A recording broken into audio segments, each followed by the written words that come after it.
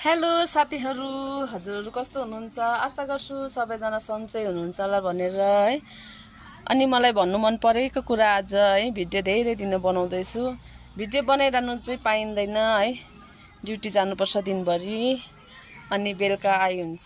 कोही बेला त राति मात्रै आइ हुन्छ। अनि आज चाहिँ छिटो छुट्टी भएको थियो है, सन्डे हुनाले गर्दा। र आज चाहिँ हजुरहरुलाई मेरो भन्नु मन परेको कुरा भन्दै छु है। जति पनि मेरो भिडियो हेरेर है मलाई फलो गर्नुहुन्छ या लाइक कमेन्ट गर्नु हुँदैछ है, उहाँहरूलाई धेरै धेरै धन्यवाद भन्न चाहन्छु मेरो आन्तरिक हृदयबाट।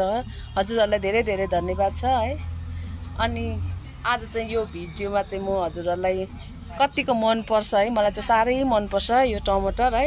यो चाहिँ अर्ग्यानिक घरमै फलेको टमाटर हो। अनि यसलाई चाहिँ गुन्द्रुकमा चाहिँ अति नै मिठो हुन्छ। गुन्द्रुकमा हालेर खानु चाहिँ है, गुन्द्रुक बनाउँदाखेरि चाहिँ यो टमाटरलाई हाल्यो भने चाहिँ साह्रै स्वादिष्ट हुन्छ है, अमिलो बनाउँछ है। गुन्द्रुक साह्रै अमिलो छैन भने पनि यो हाल्यो भने अलिकति भए पनि अमिलो हुन्छ नि। अनि मलाई चाहिँ साह्रै मनपर्छ। हजुरहरूलाई कतिको मनपर्छ है टमाटर? आज चाहिँ टमाटर टिपेर चाहिँ है गुन्द्रुकको रस बनाउन लागिरहेको छु। हजुरहरूलाई कतिको मनपर्छ यो टमाटर? मलाई चाहिँ अति नै मनपर्छ। अनि कसकोमा फल्छ है, आज चाहिँ टिपेको। आज यो टिप्नु जुरेको नि छिटो छुट्टिनु भएको थियो है।